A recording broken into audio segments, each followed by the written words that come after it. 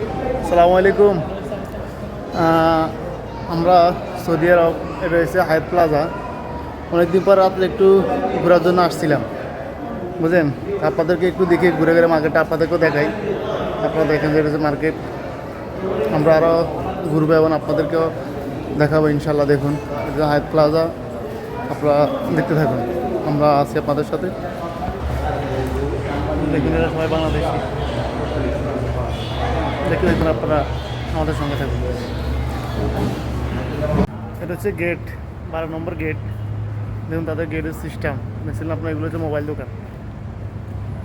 দেখুন এই যে গাড়িগুলো দেখছেন না, এগুলো মোটর সিস্টেম। এগুলো খুবই স্পিডে চলে। দেখেন দুইটা মেয়ে একসাথে। এগুলো মূলত পুরুষটাই চালায়, বিশেষ করে তারা একটু দূরে যায়, বাজারে যায়। এখানে রাত্রে মনে করেন যে রাত্রে মাগরিবের পর থেকে এখানে মার্কেটগুলো থাকে মেয়েদের আন্ডারে। এই যে মহিলারা মনে করেন যে সারা রাত এখানে মার্কেটের বাজারে ঘুরে ফিরে করে, বুঝলেন না। এটা কিনে এটা কিনে এদের সারা তো মার্কেটই থাকে।